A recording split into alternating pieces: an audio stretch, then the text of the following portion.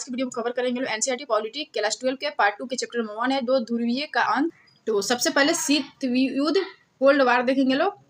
आखिर इसे शीत युद्ध क्यों कहा गया, और शीत युद्ध की शुरुआत की बात करें तो दूसरी विश्व युद्ध, तो सेकेंड वर्ल्ड वार तो 1939 से 1945 तक ये चला दूसरी विश्व युद्ध। और सेकेंड वर्ल्ड वार की जब समाप्ति हुई तो इसकी समाप्ति पर वैश्विक मंच पर दो महाशक्तियों का उदय हुआ। और महाशक्तियां इसलिए कहा गया कि ये विश्व की किसी भी घटना, विश्व में जो भी घटना हो रही थी इनके प्रभाव से बाहर नहीं थी, सक्षम थी ये प्रभाव डालने में। और ये जो दो महाशक्तियां है उसमें शामिल थे अमेरिका और सोवियत संघ यूएसएसआर, और सोवियत संघ को यूएसएसआर का, और सोवियत संघ और जो ये अमेरिका है इन दोनों की विचारधाराएं अलग अलग थी। और शीत युद्ध जब शुरू हुआ उसका पहला कारण था कि दोनों देश एक दूसरे के मुकाबले अब खड़े हो गए थे। अब ये प्रतिद्वंदी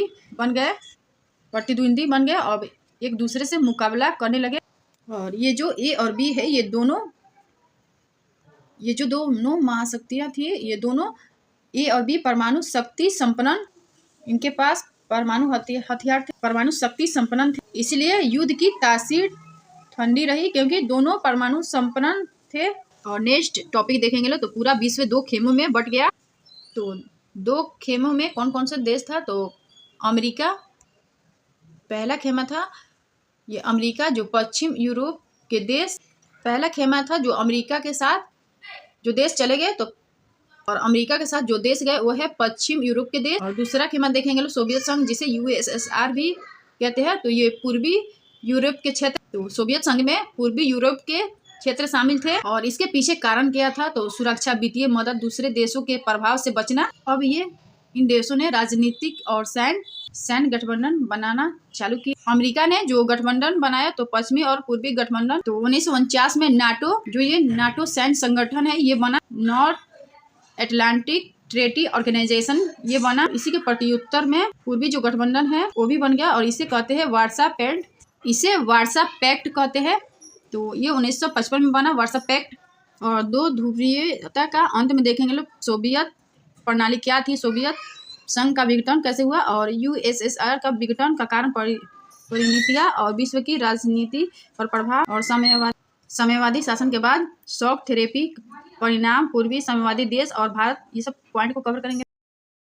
प्रणाली क्या थी और यूएसएसआर का जो अस्तित्व है 1917 से शुरू हुआ समाजवादी क्रांति। और ये जो समाजवादी क्रांति थी ये किस किस चीज की विरोध कर रही थी, तो विरोध पूंजीवादी व्यवस्था की कर रही थी और समता, ये और इसके द्वारा एक समता मूलक समाज की कल्पना की बात की गई थी। और निजी संपत्ति का विरोध, और समाजवादी क्रांति ने निजी संपत्ति का विरोध किया। और राज पार्टी की संस्था को महत्व दिया गया और अर्थव्यवस्था पूरी तरह से राज का नियंत्रण था।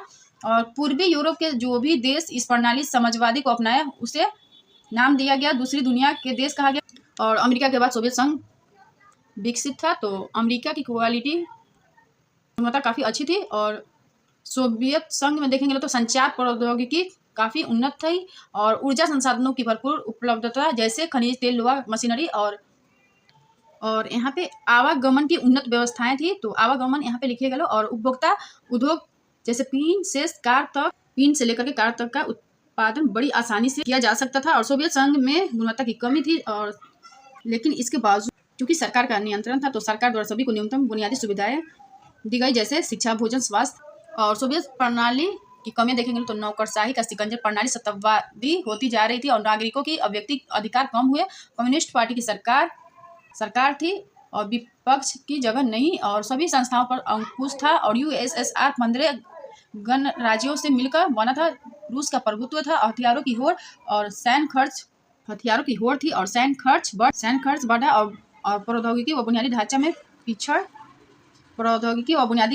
ये पिछड़ गया। और उपभोक्ता वस्तु की कमी, खाद्यान्न का आयात बढ़ा। और 1970 के दशक तक सोवियत प्रणाली ठहर गई। 1991 में सरकार का तख्तापलट हुआ और यत्सिन जी के नेतृत्व में यूएसएसआर का विघटन हो गया। और दिसंबर 1991 में यूएसएसआर की समाप्ति की घोषणा की गई थी। और सोवियत तो गोर्बाचेव ने सुधार की बात की, आर्थिक राजनीतिक सुधार की बात की, और ये असर हुआ जनता द्वारा धीरे धीरे विरोध करना शुरू हुआ। और जगह जगह देशों में सरकारें गिरने लगी थी और लोकतांत्रिक प्रक्रिया शुरू हो गई और धीरे धीरे जनता द्वारा विरोध करना शुरू कर दिया सोवियत प्रणाली का। और जगह जगह देशों में सरकार गिरने लगी थी और लोकतांत्रिक प्रक्रिया शुरू हो गई। और सोवियत संघ का विघटन क्यों हुआ? तो राजनीतिक व सामाजिक संस्थाएं कमजोर हो गई थी। दूसरा है संसाधनों का अभाव, क्योंकि सैन्य खर्चे बढ़ गए थे और खाद्यान्न का अभाव, आर्थिक दबाव बनने लगा। और यहाँ पे जानकारी का अभाव था। और यहाँ पे जानकारी व अंतर, तो ये जानकारी व अंतर किसके बीच में? ए और बी विचारधारा के बीच में। तो ए विचारधारा जो पूंजीवादी थी और दूसरी विचारधारा जो बी विचारधारा जो समाजवादी। और पश्चिमी देशों की राज्य व्यवस्था की जब जानकारी हो गई तो लोगों को अपने पिछड़ेपन का एहसास हो गया। तो ऐसे में एक राजनीतिक और मनोवैज्ञानिक कारण हो गया। और नेक्स्ट इसमें कारण है प्रशासनिक व्यवस्थाएं, वो बेसिकली भ्रष्टाचार में लिप्त हो गई। और नेक्स्ट इसमें गोर्बाचेव की जो सुधार की बातें थी, लोगों के मन में स्वतंत्रता के लिए सुधार के लिए जवार आ गया। और राष्ट्रवादी और संप्रभुता की इच्छा तत्कालिक कारण रही। और यूएसएसआर के विघटन के परिणाम, तो पहला है दूसरी दुनिया के देशों का पतन हो गया। दूसरी दुनिया के जो देश थे पतन हो गया। तो पहले ए और बी दोनों थे लड़ने के लिए। और ऐसे में शीत युद्ध का जो दौर है ये समाप्त हो गया। हथियारों की होड़ बढ़ रही थी। और दूसरा है विश्व राजनीति में शक्ति संबंध बदले। विश्व राजनीति में शक्ति संबंध कैसे बदले? ये कैसे बदलेंगे? तो क्या अमेरिका महाशक्ति, तो एक क्वेश्चन, क्या अमेरिका महाशक्ति बन जाएगा और अब पूरा विश्व जो है एक ध्रुवीय हो जाएगा, या फिर जो विश्व है वो बहुध्रुवीय बनेगा? और तीसरा है सोवियत खेमे से स्वतंत्र देश थे, उनके अलग राय थे, इनकी पसंद और पहचान अलग थे। तो रूस कैसे था? सत्तावादी समाजवादी व्यवस्था से इनका जो हस्तांतरण, ये लोकतंत्र और पूंजीवादी व्यवस्था की तरफ जा रहे थे। और ये बीच का दौर संप्रभुता का दौर था। और साम्यवादी शासन के बाद शॉक थेरेपी देखेंगे। सत्तावादी और समाजवादी इस व्यवस्था से लोकतांत्रिक और पूंजीवादी व्यवस्था की तरफ जाना था। और ये संक्रमण का दौर था। इसी बीच का जो सफर था, जो IMF और वर्ल्ड बैंक था के द्वारा शॉक थेरेपी कह दिया गया। और शॉक थेरेपी से क्या क्या किया गया? तो पूंजीवादी व्यवस्था की तरफ मुड़ने के लिए राज्य की संपदा का निजीकरण कर दिया। और जो पहले सामूहिक फॉर्म बनाकर खेती की जाती थी, वो सामूहिक फॉर्म को निजी फॉर्म में बदल दिया गया। और अर्थव्यवस्थाओं के विकास, मुक्त व्यापार की नीति, तो अर्थव्यवस्थाओं के विकास के लिए तो व्यापार से ही विकास होगा, तो मुक्त व्यापार की नीति अपनाई गई थी। और वित्तीय खुलापन, मुद्राओं का आपसी परिवर्तन और व्यापारिक गठबंधन समाप्त किए गए। और पश्चिमी देशों से खुद को जोड़ा, व्यापार से जोड़ा। और नेक्स्ट टॉपिक है शॉक थेरेपी की परिणाम देखेंगे। तो जनता जो आनंद लोक कल्पना कर रही थी पूरा न हुआ। और अर्थव्यवस्था पूरी तहस नहस हो गई। और राज्य द्वारा नियंत्रित जो ढांचा था वो पूरा चरमरा गया। और इतिहास की सबसे बड़ी गराज घोषणा किया। और रूसी मुद्रा रूबल इसमें काफी गिरावट। तो अगर वीडियो पसंद है तो like share comment and subscribe कर दीजिएगा।